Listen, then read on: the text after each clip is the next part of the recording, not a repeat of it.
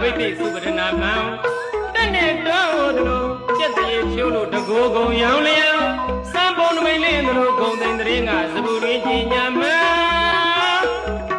စိတ်မကြမ်းသမျှရင်ဣဒ္ဓရမဏဘောဂတံပန္နစံပုံနမိတ်လင်းတို့ဂုံသိန်တရင်ကစပူရင်းကြီးညာမံစိတ်မကြမ်းသမျှရင်ဣဒ္ဓရမဏဘောဂတံပန္န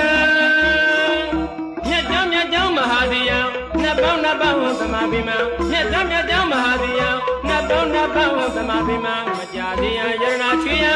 ရပင်မြတ်ပေါင်းရဩဘာသံမဟာတတိရိခဏလာတိခဏတိတိမင်္ဂလာ